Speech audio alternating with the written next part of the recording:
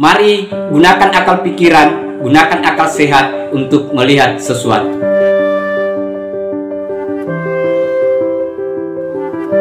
Assalamualaikum warahmatullahi wabarakatuh. Salam sejahtera untuk kita semua, salam demokrasi dan salam pluralisme.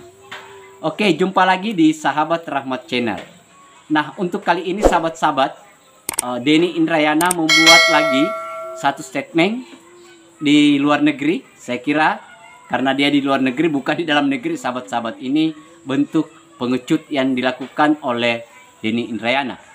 Meminta bahwa Pak Jokowi itu wajib dimaksudkan. Nah, saya kira ini pernyataan yang kita tidak tahu. Yang dia sampaikan ini, dia sebagai seorang profesor atau dia sebagai seorang politisi. Karena kita tidak jelas, orang ini tidak jelas, sahabat-sahabat. Sudah 2 kali membuat pernyataan yang membuat gaduh bangsa kita.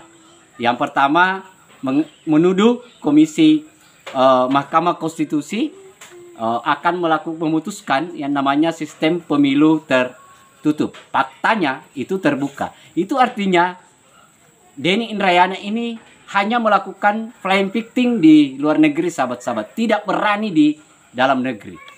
Dan saya kira apa yang dia lakukan lagi-lagi ini soal menyampaikan bahwa Pak Jokowi wajib dimaksudkan karena bermasalah. Yang sesungguhnya bermasalah itu adalah Denny Indrayananya. Kan begitu, sahabat-sahabat.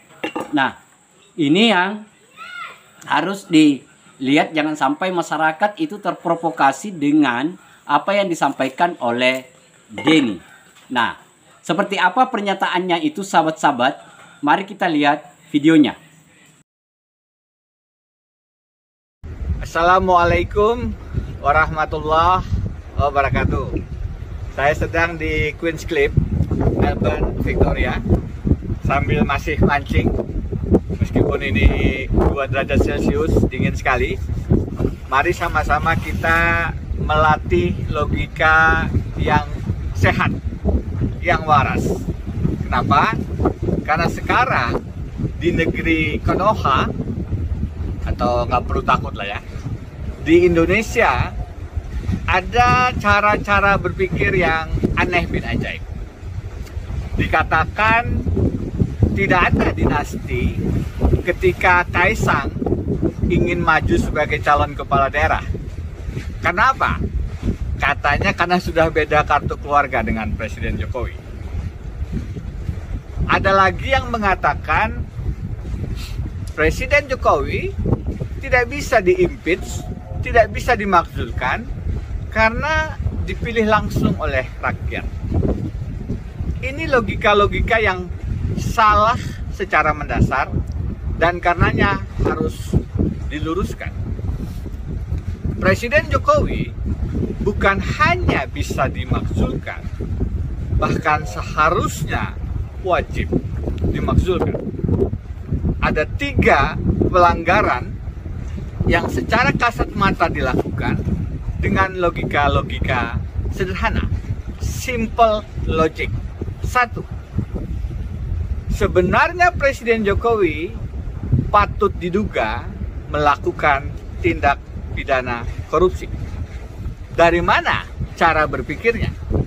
Lihat laporan Ubedillah Badrun 10 Januari 2022, lebih dari 1 tahun yang lalu, dan belum ada perkembangan progresnya di KPK. Dalam laporan itu dijelaskan ada penyuntikan modal dari satu perusahaan Ventura di luar negeri ke perusahaan anak-anak presiden. Tidak boleh dikatakan ini adalah suntikan modal. Logika sederhananya, ini adalah upaya suap kepada presiden melalui anak-anaknya. Konsepnya adalah trading in influence, memperdagangkan pengaruh. Di dalam United Nations Convention Against Corruption, Konvensi PBB anti korupsi, perdagangan pengaruh ini sudah dinyatakan secara tegas dan jelas. Anak-anak Jokowi tidaklah mungkin mendapatkan suntikan modal hingga ratusan miliar jika mereka bukan anak presiden. Karena itu, ini simple logiknya bukan suntikan modal, ini adalah suap, ini adalah korupsi, dan karenanya KPK mestinya mengusut ini secara tuntas jika terbukti menjadi pintu masuk pemakzulan presiden. Yang kedua, Presiden Jokowi melakukan pelanggaran pasal 21 Undang-Undang Tindak Pidana Korupsi. Apa itu? Obstruction of justice. Menghalang-halangi penegakan hukum pemberantasan korupsi. Dalam kasus apa? Dalam kasus ada elit yang seharusnya diproses, tapi tidak karena ada dalam barisan koalisi. Seorang anggota kabinet didatangi para pimpinan KPK dan dijelaskan ada 4 perkara, bukan hanya 1, yang menjerat seorang elit politik dan karenanya meminta izin kepada presiden untuk diproses. Sampai saat ini, dugaan tindak pidana korupsi itu tidak berjalan di KPK karena yang bersangkutan masih dalam barisan koalisi.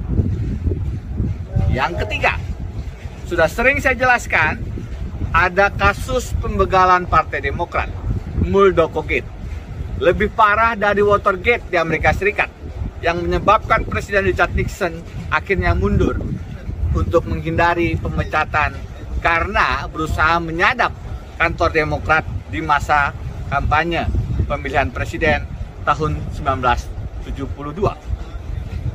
Pembegalan Partai Demokrat dikatakan adalah hak politik Muldoko. Ini logika yang sangat keliru. Pembegalan atau dalam bahasa Romi adalah pencopetan partai adalah kejahatan, bukan hak politik. Dalam konteks hak asasi manusia, ini adalah pelanggaran atas hak berserikat, hak berorganisasi, hak berpartai politik. Dan karenanya Presiden Jokowi melakukan pembiaran atau by omission, membiarkan kejahatan, bukan memberikan hak untuk berpolitik kepada Muldoko. Jadi hari ini kita belajar logika sederhana. 1, yang terjadi bukanlah penyertaan modal kepada anak-anak presiden, tapi adalah suap kepada presiden yang memperdagangkan pengaruh, trading in influence. 2, yang terjadi bukan pemberantasan korupsi, tetapi justru adalah menghalangi pemberantasan korupsi terhadap teman koalisi, dan itu melanggar pasal 21, obstruction of justice. Ini masuk korupsi. Sebagaimana yang ketiga, Muldoko Gate itu bukanlah hak berpolitik, tetapi adalah pelanggaran hak berserikat, hak berorganisasi, dan karenanya juga bisa menjadi pintu masuk pemakzulan. Jadi di negeri Konoha, ulangi, di Indonesia memang kita harus mulai lagi melatih logika-logika politik sederhana, simple logic, agar kita tetap menjadi orang yang berpikir sehat. Jokowi bukan hanya bisa dimakzulkan, tetapi sebenarnya wajib diberhentikan. DPR bukannya tidak mampu, unable, tapi sebenarnya DPR tidak mau, unwilling, untuk mulai proses pendakwaan, proses menyatakan pendapat, proses hak angket menyelidiki dugaan-dugaan pelanggaran pasal-pasal impeachment di konstitusi Indonesia. Mudah-mudahan kita, rakyat Indonesia, bisa melatih logika-logika sederhana ini dan merebut kembali kedaulatan dari elit-elit yang berpikir keliru, dari elit-elit yang berpikir koruptif. Saya Denny Indrayana. Assalamualaikum warahmatullahi wabarakatuh. Nah, itu tadi sahabat-sahabat. Ada 3 yang menurut si Denny itu. Satu soal usaha yang dilakukan oleh anaknya Pak Jokowi. Ini kan yang dia duga adalah anaknya, tetapi yang dia permasalahkan adalah Pak Jokowi. Yang kita tahu bahwa anak Pak Jokowi itu adalah seorang pengusaha, kan begitu. Urusan soal seperti apa dia menjalankan bisnisnya, itu jangan dikaitkan dengan Pak Jokowi, kan tidak. Orang lain yang melakukan misalnya tindak kejahatan, kok yang diserang itu adalah pihak lain. Kan ini jelas yang disebut sebagai playing victim. Kan begitu sahabat-sahabat. Nah, kalau memang punya masalah, punya antara anaknya Pak Jokowi dengan orang lain, kenapa tidak diproses gitu loh.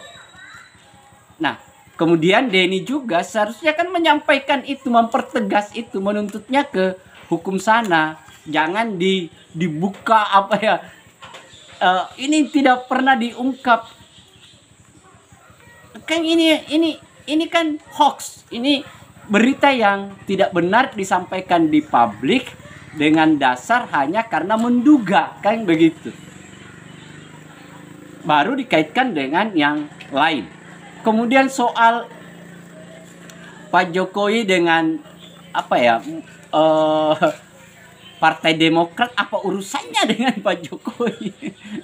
Kan aneh, Muldoko yang punya hak politik juga, ya lagi-lagi melakukan pembiaran. Apanya yang dibiarkan gitu loh. Kan semuanya harus ada ruang penyelesaian sengketa hukum. Apalagi Denny ini kan ahli tata negara. Kenapa tidak harus didorong sistem itu dalam kerangka untuk mengungkap itu? Jadi kalau memang Demokrat salah, Demokratnya AHY di mana Denny Indrayana berlindung, kan begitu? Ya sudah, jangan lagi-lagi di kesalahan itu diarahkan pada orang yang tidak punya hubungan sama sekali antara Pak Jokowi dengan Demokrat. Kan begitu. Dengan PDI saja kan Pak Jokowi itu hanya kader, bos. Iya kan? Hanya orang yang diusung oleh partai PDIP. Dia tidak punya secara struktural. Tetapi lagi-lagi disalahkan. Aneh. Itu disebut sebagai playing victim. Saya kira ini benar-benar ya kalau kalah lah, begitu. Gentleman. Kalau ada jangan disampaikan di luar negeri, sampaikan di dalam negeri. Datang baik-baik, melapor baik-baik, selesaikan secara hukum. Saya kira Pak Jokowi ini dikritik, dihina, dicaci, dia tidak pernah melakukan apa-apa kok.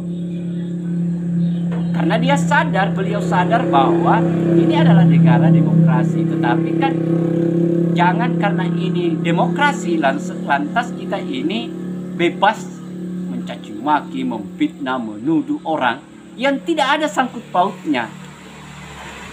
Kan begitu. Itu yang tidak bagus. Apalagi Denny ini adalah seorang profesor, kan begitu. Dan dia juga kan seorang caleg ya dari Partai Demokrat, kan begitu. Nah, saya kira itu sahabat-sahabat. Terima kasih banyak. Assalamualaikum warahmatullahi wabarakatuh. Salam demokrasi, salam pluralisme, NKRI, harga mati.